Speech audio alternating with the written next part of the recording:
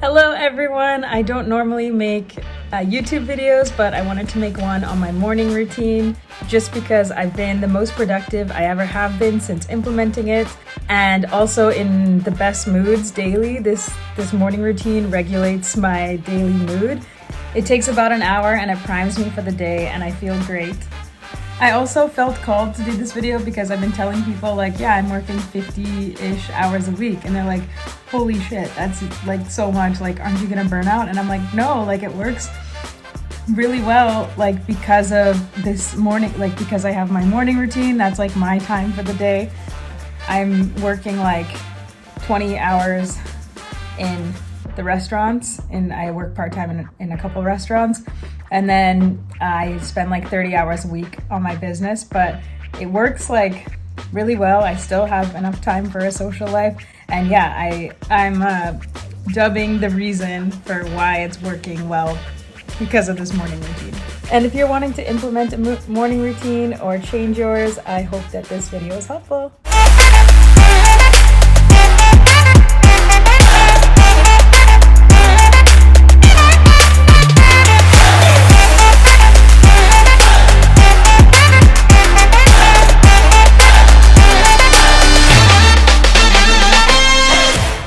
I've been studying millionaires and multimillionaires and entrepreneurs for the last few years while being in entrepreneurship and also teaching personal finance. And typically they have the same like things in their morning routine. They work out in the morning, they drink water, cold shower, all that stuff, meditate in the morning. So of that, I'm implementing what works for me. The one thing that I don't do that, you know, people have different opinions on is waking up at 5 a.m. or 6 a.m. Some people do it, it works for them. For me, it does not. I'm not typically a morning person. I've tried to be, but I'm pretty cranky in the morning, especially if I don't get enough sleep. So the most important thing is that I get 8 hours of sleep and then I am good. I usually go to bed around 12, fall asleep by 12:30, get up around like 8:30, and then I start this routine, and then I'm like working by 10 a.m., getting my workday started by 10, and that's what works for me. And yeah, I'm gonna show you what I do. So as many of you know, I tried to do the 75 hard challenge, which is basically you have to do 2 workouts a day. One needs to be outside, drink 4 liters of water a day, stick to a diet. I was doing no added sugar, basically minimal gluten, no white flour. You're not allowed to have alcohol, no cheat days, and you have to read 10 pages of a nonfiction book a day. And I got to 18 days and failed, which I still feel very proud of. 18 of 75 is pretty good. And I was feeling really great doing it, but it wasn't a lifestyle that I could sustain. So instead, now I'm doing this morning routine, which basically is all of that, but not as restrictive, and I'm still feeling just as good. It basically primes me for the day, puts me in a great mood, and I get everything done in the morning, so that way I don't feel like I have it lingering over me where I need to go and do that. So I get up, I make my bed, and then I go over to my manifestation wall. I look at all the stuff, I read everything. If you have any other audio or visual manifestation stuff, this is when I would do that. My personal finance clients have a mission statement that they record and listen to every day. This would be the time to do that if any of you are watching. Brush my teeth, I get water going. I try to drink 3 of these throughout the morning routine, which is 2 liters.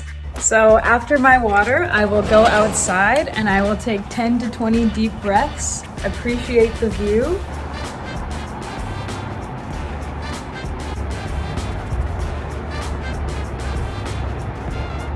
And I will count all the things that I am grateful for and all my blessings, and I'll just set the intention for the day, what I want to get done for the day, what I'm going to be doing that day, and what I hope to have success in. I also do my stretching out here too.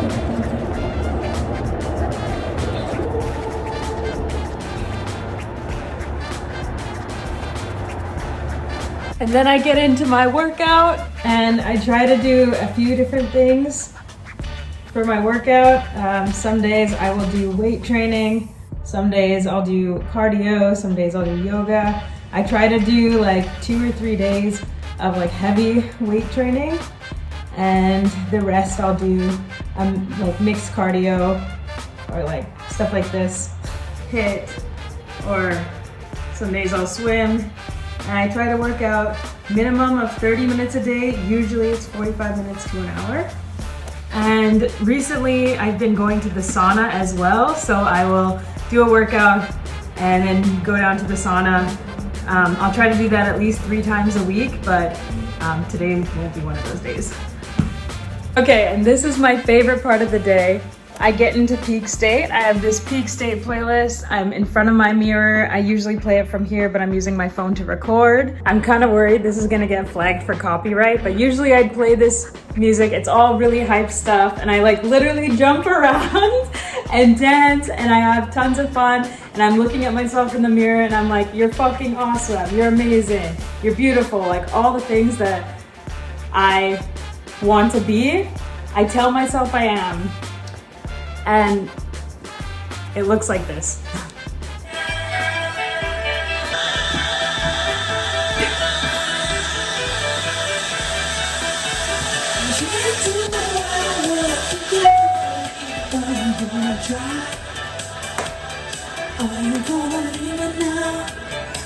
My nanny does not celebrate herself and her life enough, so I taught her one of the self-love practices I do every day. Every day, dance to your favorite music and have fun. Think about all the great things in your life. Be near a mirror so you can see yourself happy.